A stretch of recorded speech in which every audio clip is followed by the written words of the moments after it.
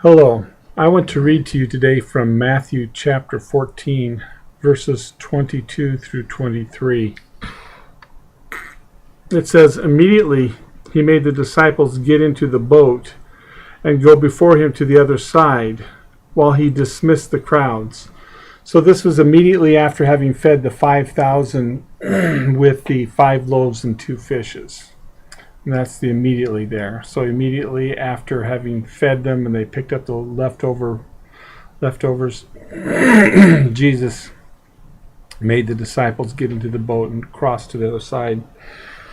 And it says, starting at verse 23 of Matthew chapter 14, "And after he had dismissed the crowds, he went up on the mountain by himself to pray. When evening came, he was there alone, but the boat by this time was a long way from the land, beaten by the waves, for the wind was against them. And in the 4th watch of the night he came to them walking on the sea. But when the disciples saw him walking on the sea, they were terrified and said, 'It's a ghost.' And they cried out in fear. But immediately Jesus spoke to them, saying, 'Take heart, it is I, do not be afraid.' And Peter answered him, 'Lord, if it is you, command me to come to you on the water.' He said, 'Come.' So Peter got out of the boat and walked on the water and came to Jesus. But when he saw the wind, he was afraid and began to sink. He cried out, 'Lord, save me.' Jesus immediately reached out his hand and took hold of him, saying to him, 'O you of little faith, why did you doubt?' And when they got into the boat, the wind ceased. And those in the boat worshipped him, saying, 'Truly, you are the Son of God.'" Obviously, this is the account of Jesus walking on the water. Jesus walked on the water, which is pretty incredible. It's unbelievable, hard to believe. People are still talking about it, and it has become synonymous with a person who can do anything. However, this story contains truths which can transform our lives. If you've ever experienced turmoil, trouble, or perplexing circumstances, the truth we are about to explore can make a difference for you.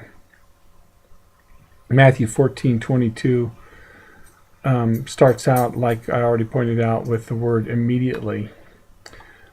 This, of course, points back to what has just happened. In this case, Jesus had just fed 5,000 men plus women and children with 5 loaves and 2 fish, a huge miracle. To understand the importance of all this, we're going to have to go back even further and tell more of the story. Excuse me. At the beginning of Matthew 14, it starts out with, let's see here. "At that time Herod the Tetrarch heard about the fame of Jesus, and he had said to his servants, 'This is John the Baptist. He has been raised from the dead. That is why these miraculous powers are at work in him.'" So when the fame of Jesus was also affected by the fact that we learned from John chapter 6 that Jesus had sent out the 12 in pairs to preach, to heal, to cast out demons throughout the area. And so there was a general stirring and fame that came to Herod's attention. And Herod had just killed John the Baptist. Now, killing John the Baptist was upsetting for the nation of Israel, especially since the people thought that John the Baptist was a prophet sent from God. And so this made Herod very unpopular, and it caused basically civil unrest, an uneasiness and disquiet in the hearts of the people. And so between the fame of Jesus rising up and the discomfort of the people, there was a general stirring. Herod was paranoid and anxious to kill any person he considered a threat. And when the disciples returned from their itinerant ministry, Jesus said to them in John chapter 6, come away to a quiet place by yourselves and rest, because they were so busy they didn't even have time to eat. There were that many people coming to Jesus. And so they got into a boat to go to the other side of the lake, the Sea of Galilee, but the people saw them get into the boat, and they actually ran around the lake and beat them to the other side. And so when Jesus got off the boat, he saw this crowd there. And it tells us in Matthew chapter 14 that Jesus had compassion on the crowd when he got out of the boat. And they were like, the people were like sheep without a shepherd. The crowd, because of what had happened with John the Baptist and with what was going on in the nation of Israel, were hungry spiritually.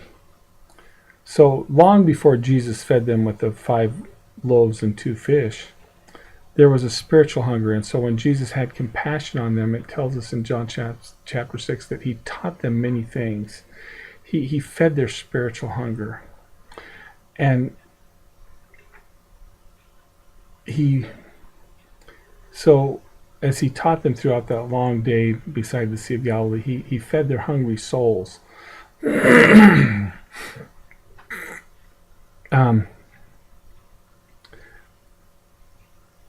people are described in Matthew, not in chapter 14, but in another place, as Jesus went from town to town and saw the people. They're described as being harassed and helpless like sheep without a shepherd. And that word harassed is a strong word, meaning that they're skinned alive. They're very troubled, extremely agitated. So in John's account, after Jesus fed the people, he had ministered to them all day. Then he fed them spiritually, and they were hungry and thirsty, and then he fed them physically. In John's account, after Jesus fed the people, they decided to make Jesus king. Be a great replacement for Herod, right? John 6:14 and 15 says, when the people saw the sign that he had done, that's the feeding, they said, this is indeed the prophet who is to come into the world. Perceiving then that they were about to come and take him by force to make him king, Jesus withdrew again to the mountain by himself. Excuse me. Matthew 14 gives some details about what happened and how Jesus withdrew. So it says in John chapter 6 that he withdrew by himself. Well, Matthew 14 is giving us more details. Matthew 14 tells us that the first thing Jesus did was that he made or compelled his disciples get into the boat. And the word translated made or compelled is the word anagadzo, and it means to compel with urgency or to constrain, whether by force or threats. It's like making them go at gunpoint. This was necessary because the disciples did not understand Jesus' plan, his mission. Later, after Jesus had spent 3 years teaching them, Jesus was explaining very plainly that he was going to go to Jerusalem and be crucified. He was going to be turned over to the leaders and the elders, and the Romans were going to kill him. And Peter actually took Jesus aside. You find this account in Matthew chapter 16. He took Jesus aside and began to rebuke Jesus, saying, no, Master, this could never happen to you. And Jesus said to Peter, and this is very significant, he said, get behind me, Satan. You are a hindrance to me. For you are not setting your mind on the things of God, but on the things of man. That's Matthew 16:23. There's a lot there. That's the whole message in and of itself. The fact that he was setting his mind on the things of man and not on the things of God. When Jesus was forcing them into the boat after feeding the crowd, the disciples were in serious danger of being swept along with the crowd in the passion of the moment. They did not understand God's plan. And too often we are like Peter. With our mind set on the things of man, we are a hindrance to the work of God. We're not just unaware, we're actually a hindrance. In the midst of political turmoil, it made sense to the people to make Jesus king. In the disciples' understanding of the mission of the Messiah, it made sense to make Jesus king. The timing seemed perfect since the nation was upset with the ruling king. And it's always this way with us as human beings, because as Isaiah 55:8 puts it, it says, God says, "My thoughts are nothing like your thoughts, says the Lord, and my ways are far beyond anything you could imagine." I want to give you an example from my younger years, from the time I was 6 or 7 till the time I was actually through high school. I spent most of my summers playing with the neighbor boy, and I would go over to their place, and they had cattle. And one summer they had a cow that had some sort of cancer in its eye, and its eye got swelled up really big, and it looked like Godzilla the cow with its eye bulging out, and it was pretty gross. And so it came time to deal with that, and so they had the vet coming over to help with the cow. And so first we had to get the cow out of the pasture into the barnyard, which was easy enough because you just put food in the manger and the cows came in. But then we had to separate that cow from the rest of the cows. Now when we got in the pen to try and separate that cow, it didn't want to cooperate, and it started calling us names and fighting with us, and it put up quite a ruckus. But we got it separated and put into a little section of pen by itself, and then we had to force it down a narrow alleyway into a squeeze chute. And then when it was in the squeeze chute, we had to immobilize the cow. So the squeeze chute closed on the sides of the cow, and the cow became immobile. And then it was really cussing and fussing and making and then the vet started to cut. And I know the cow was just saying, "Just shoot me, just shoot me. Why put me through all this suffering?" Well, the cow didn't understand that we were saving its life. And that cow actually lived after that to have calves and live a happy, normal cow's life. But at the time, the cow had no idea what we were doing. It had no thought that we were trying to help it.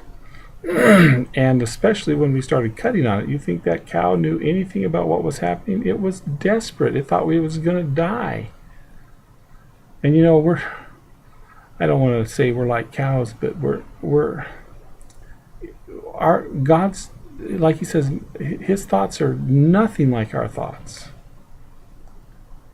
And the only way to counteract our tendency to be a hindrance to the work of God by not understanding his plan is to follow the instructions.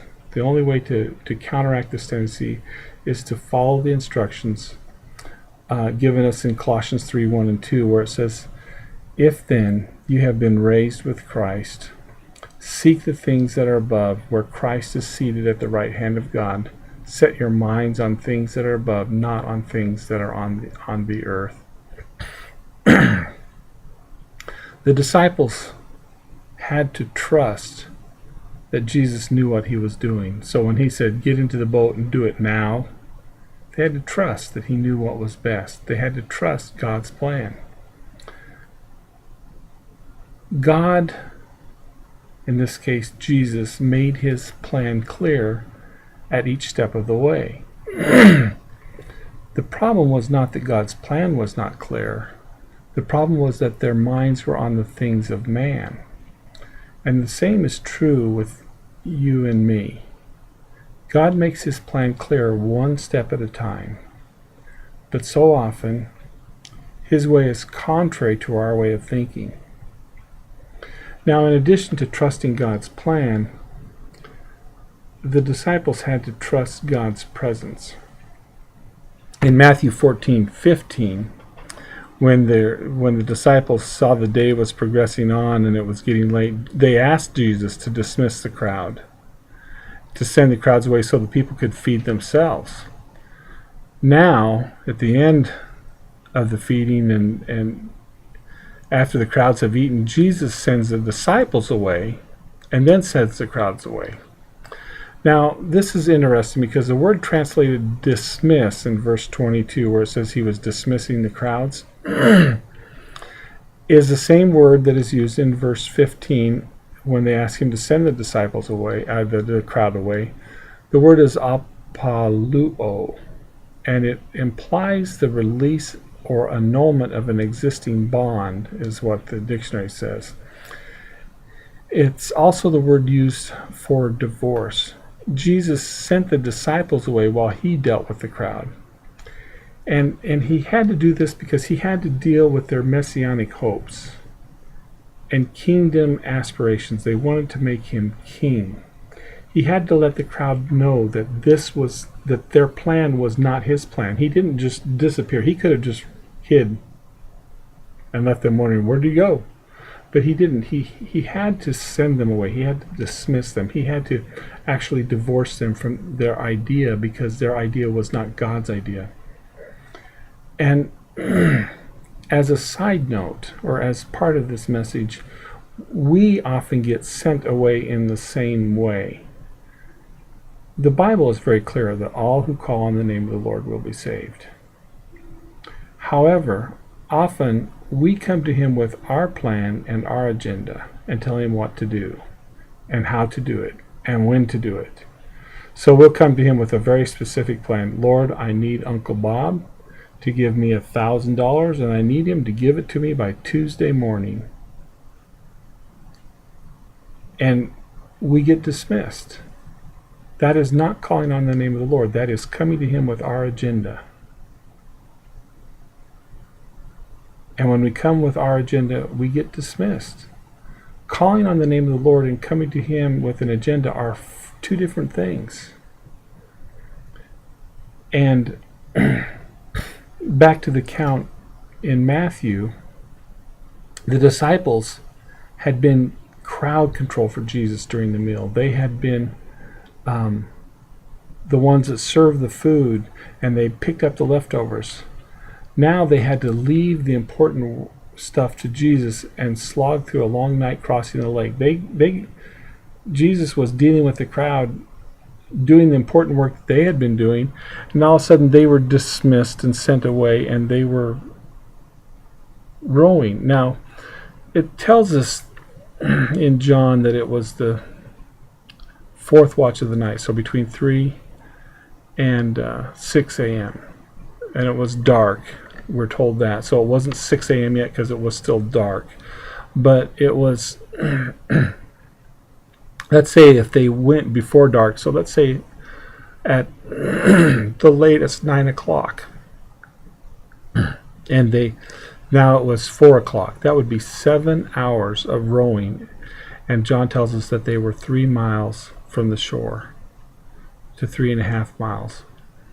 So they have been rowing for 7 hours at a half a mile an hour, because it tells us, even in Matthew, that the wind was against them. So, if they stopped rowing, they would go backwards because the wind was against them. And they were rowing and laboring for 6 to 7 hours, probably taking turns rowing.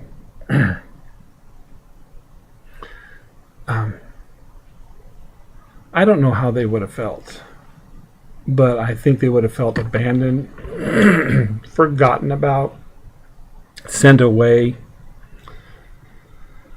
Did Jesus even know what was happening to them? Did Jesus even care what they were doing? Once at a different time, they were in a boat, and Jesus was in the boat with them, but he was in the back sleeping. And when a storm came up, and they woke him and said, "Teacher, don't you care that we are perishing?" That's in Mark chapter 4, verse 38. In the case before us, Jesus was not even in the boat. And they were struggling. And so when Jesus came walking to them on the water, they were terrified. Now, have you ever felt abandoned? I think that's what the disciples felt like at that moment. They thought Jesus was a ghost, and they were learning a lesson at that point that is Hebrews 13:5, is "I will never leave you nor forsake you." You know, the story in John 6 tells us Jesus 3 miles away on the shore, in the dark, they're rowing, and Jesus saw them struggling. Now, physically, it's impossible that he would have seen them in the dark 3 miles away struggling. But Jesus saw them. He knew them. Jesus taught the Israelites this lesson in Deuteronomy 31:6 when he says, "Be strong and courageous, do not fear or be in dread of them." That's the enemies. "For it is the Lord your God who goes with you. He will not leave you or forsake you." He will not leave you or forsake you is the key there. You know, how often we panic or are in fear because of the circumstances or the storms of life. We find ourselves in a storm in the middle of a lake, and we don't even know that Jesus sees us, and he's 3 miles away, and we're abandoned in the middle of the lake. And as God's people, we're to be strong and courageous. 2 Timothy 1:7 says, "For God has not given us a spirit of fear and timidity, but of power, love, and self-discipline." Whatever you're facing, let me encourage you with the promise that the Lord Jesus will never abandon you. He won't. We, along with the disciples, must trust in his presence, that he sees us. Even if he doesn't seem to be in the boat with us, he sees us. He knows what we're going through. The disciples had to trust God's plan when they got into the boat, and they had to trust his presence as they left Jesus and got into the boat, and when they found themselves in a bad situation. But they also had to trust his power. Peter showed audacious faith when he said, "Lord, if it is you, command me to come to you on the water." A moment came when the storm got Peter's attention. This world is so pressing, so real to us, that the thought of walking on water is impossible. Jesus asked Peter why he doubted. However, for us, it's easy to understand why he doubted, because Peter believed his eyes. He believed his ears. He believed his senses. A lifetime of interacting with water had taught Peter how to swim, but not how to trust God above what he was seeing. Not to trust, a lifetime of interacting with water had taught him how to swim, but not how to trust God over what his eyes were telling him. How many of us truly believe Jesus' statement? "Truly I say to you, whoever says to this mountain, be taken up and thrown into the sea, and does not doubt in his heart, but believes that what he says will come to pass, it will be done for him." How many of us can truly say that we can believe that without doubting? Matthew 14:32-33 says, "And when they got into the boat, the wind ceased, and those in the boat worshipped him, saying, 'Truly you are the Son of God.'" We see in this that the heart that sees the power of God worships. They just are humbled and worship. "Truly you are the Son of God." How overwhelming is God's power. The Psalms are full of his praises because people have seen his praise. When the Israelites crossed the Red Sea and they saw the waters close over the Egyptians, the awesome power of God, they stopped and they worshipped. When Goliath had been slain by a shepherd boy, The nation of Israel worshipped. When the heavens and earth were created, the angels worshipped. Whenever a sinner repents, the angels worship. Whatever storm you're facing, stand still and worship, because you will see the deliverance of the Lord. You know, we live in an age of troubled hearts. Political turmoil is all around us. Wars are only increasing. The end is drawing near, and we all know it. It is important to remember the words of Jesus. In John 14:1, he says, "Don't let your hearts be troubled. Trust in God, trust also in me." I want to encourage you to trust in God's plan, trust in God's presence, and trust in God's power. God bless you.